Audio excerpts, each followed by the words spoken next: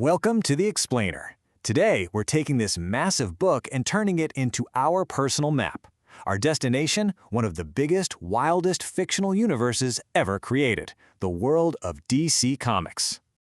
Let's be honest, trying to get into the DC universe can feel a little overwhelming, right?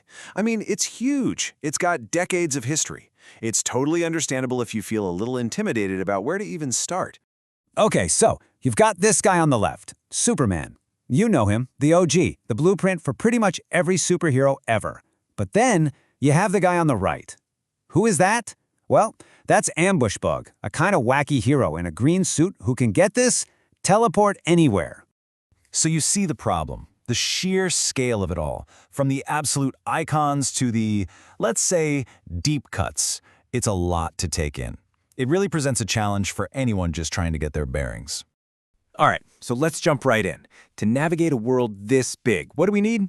We need a map, a really, really good one. And this is it, the DC Comics Encyclopedia. But listen, we're not going to treat this like some dusty old reference book you'd find in a library. No way. For us, today, this is our treasure map to an absolutely incredible, sprawling world. You know, the foreword in here by former DC Comics president Paul Levitz just nails it. He says one of the best things in the world is secret knowledge. And that's exactly what this book is all about. It's the key to unlocking all that amazing lore, all that deep history that makes this universe so cool. Okay, so what makes this map so good? Well, it's how it's all laid out. It's structured to give you a complete picture of any character, like super fast and easy. So let's figure out how to read this thing by zooming in on one entry. And we're going to use Aquaman's entry as our test case. I mean, we're talking about the king of the seven seas here, a hero who commands like 3/4 of the entire planet. And this awesome two-page spread you're seeing, this is what you get for all the big-name characters. See, every major entry is broken down into 3 key parts. You've got the vital stats, you get the whole backstory, and you get a list of the most important storylines. It's basically everything you need to know, all in one place. So first up, you have this vital stats box. Think of it as the trading card info. It gives you all the crucial data in a flash. Real name, Arthur Curry, all his powers, who he hangs out with, and maybe the coolest part, his very first comic book appearance. Then you dive into the main text. This is where you get the whole story, the full biography. For Aquaman, it walks you through his entire origin. Son of a lighthouse keeper and an Atlantean queen, which is wild, all his struggles to become king, and of course, his time as a founding member of the Justice League. And then, and this might be the best part, you get the key storylines box. This is the real treasure map right here. It literally points you to the exact comic issues that define the character. So if you're thinking, man, I want to read some great Aquaman stories, boom, you know exactly where to start. Okay, so that's how you read the map for one person. But, and this is a big but, the DC universe is never just about individuals, is it? It's all about this huge interconnected web of characters and stories. And the Encyclopedia totally gets that. It also breaks down all the legendary teams. Take the All-Star Squadron, for example. This was a massive group of heroes brought together during World War II by President Franklin D. Roosevelt himself. How cool is that?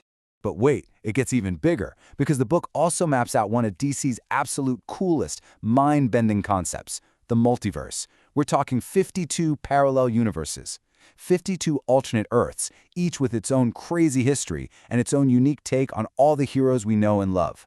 And this right here shows you just how different those worlds can be. Like on Earth 2, you've got the classic Golden Age heroes, the Justice Society of America, still in their prime. But then you hop over to Earth 10, and it's this dark, twisted nightmare where the Nazis won World War II, and Superman, well, he works for them. Just wild. So, the big takeaway here is the unbelievable diversity packed into this one book. I mean, it covers over 1,000 characters, from A to Z. The scale of it, it's just staggering when you really think about it. Just to give you a little taste of that variety, let's just peek at a few characters under the letter A. First, check out Arak, Son of Thunder. He's a Native American hero from way back in the 9th century who gets raised by Vikings. I mean, come on. Then let's jump forward, about 1,000 years, and you've got Argent. She's a modern teen hero, part of the Teen Titans, and her power, she can create things out of solid silver plasma. Totally different vibe. And then you've got Artemis of Bana Maidal. She's this incredible, fierce Amazon warrior from a whole different tribe than Wonder Woman's. She's a master of ancient warfare. So there you go, 3 characters, 3 completely different genres, really, all just under the letter A. So when you get right down to it, this book is so much more than just a collection of facts and stats. It's an invitation. It's welcoming you to come and explore. You know, the authors themselves put it perfectly right in the introduction.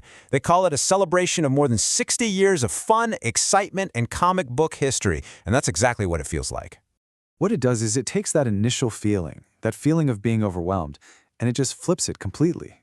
Suddenly, this huge, intimidating universe becomes this incredible world of that secret knowledge we talked about earlier, and it's all just sitting there, waiting for you to dive in. So really, there's only one question left. We've given you the map, we've shown you how to read it. Now the only question is, where are you going to explore first?